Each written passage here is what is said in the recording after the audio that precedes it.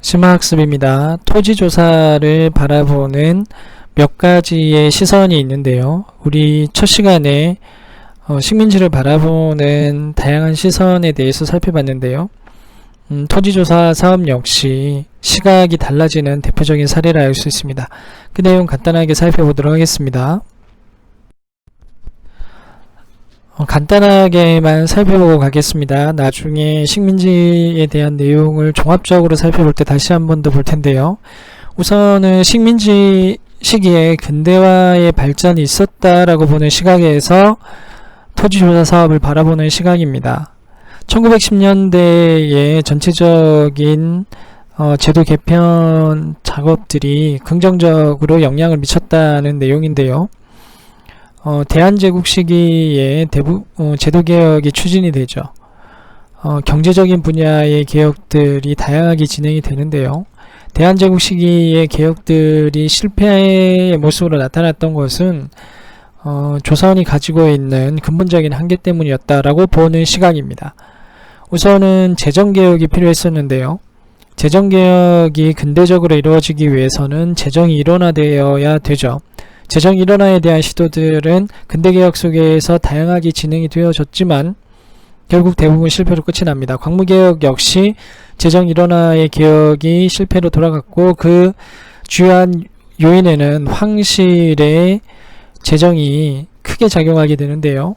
황실의 영향력과 황실 재정이 국가 재정과 불분명하게 경계지어지게 되면서 나타나는 문제점들을 이제 식민지 근대화론에서는 정확하게 짚어주고 있고요.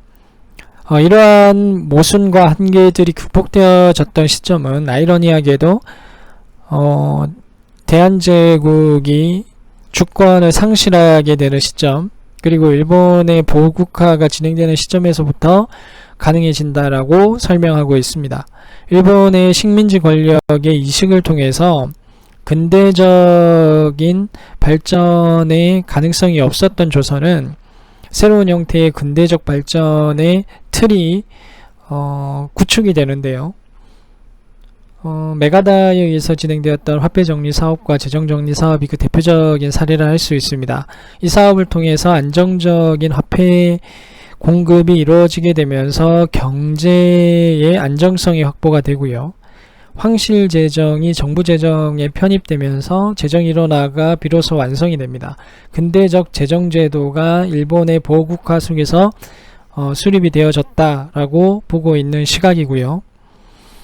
광무 양전 사업에 대한 반성 역시 짚어야 될 부분이라고 이야기를 하고 있습니다. 토지 제도를 근대적으로 개편을 하고 자본주의적인 소유권 시스템을 확립하는 과정이었는데요. 문제는 토지를 결부제 단위로 측정하고 개편했다는 부분이었습니다. 결부제는 전통사회에서 토지 면적과 생산량을 측정하는 단위였고 세금을 부여하는 기본 토대였습니다. 근대사회로 가기 위해서는 이러한 면적 단위 혹은 생산력 단위로 토지를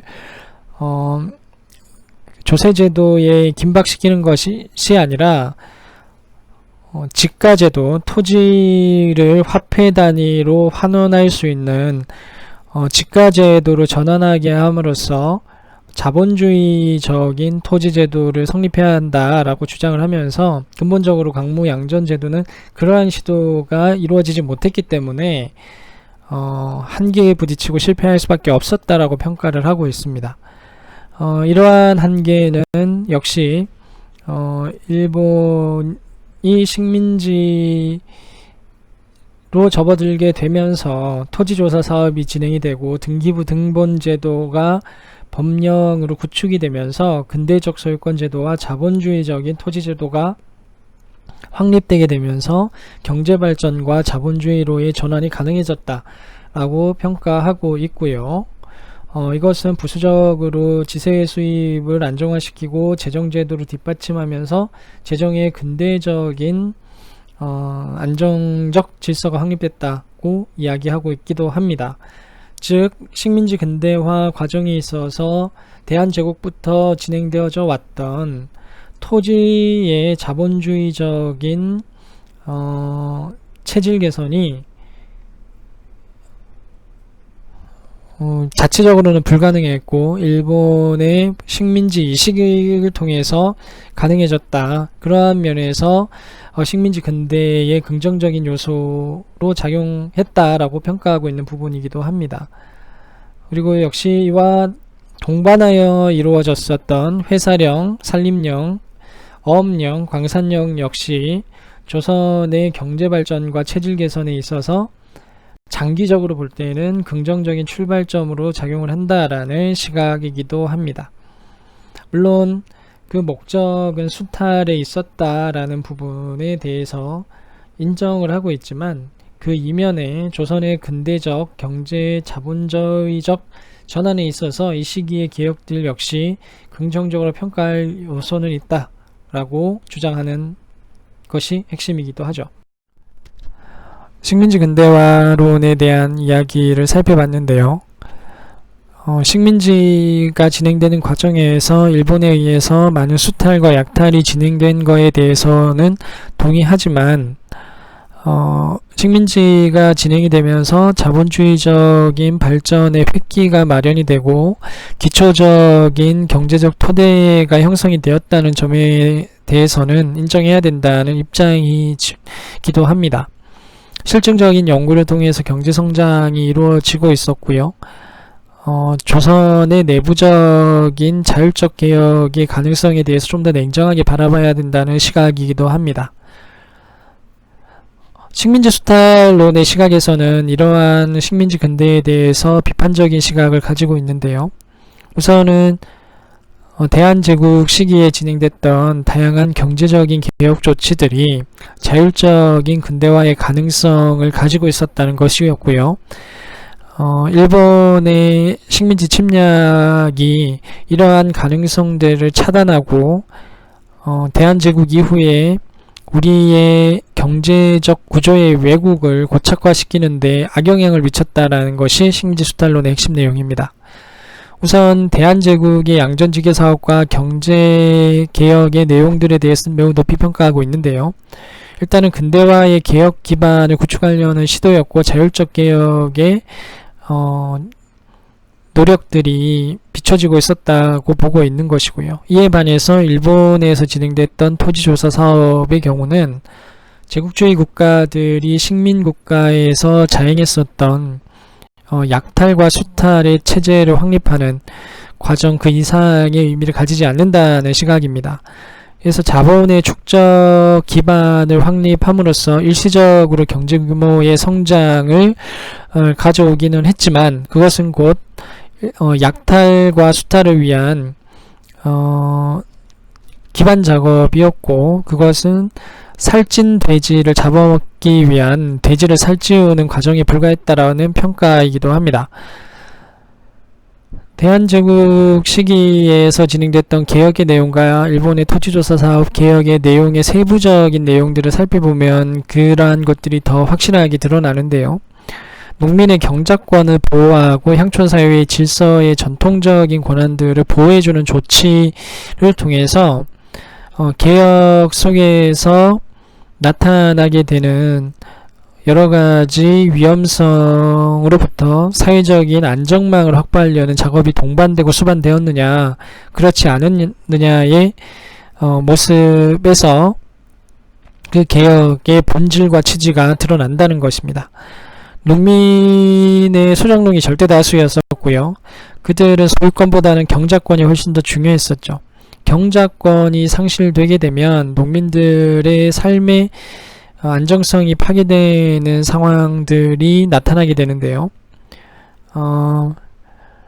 이러한 부분들에 대한 보호 조치가 대한제국의 양전지계 사업 속에서는 분명히 작동하고 있었는데 일제의 토지조사 사업 속에서는 그러한 것들이 다 깡그리 무시당하고 배제되었던 것이죠.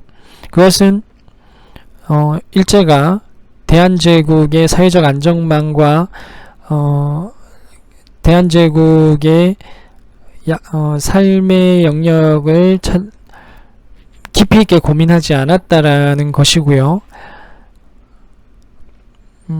그것이 곧 근대 국가로 나아가며 삶의 질을 개선하려고 했었던 당사자이면서 자율적인 개혁을 추진했었던 대한제국과 비당사자이며 식민지를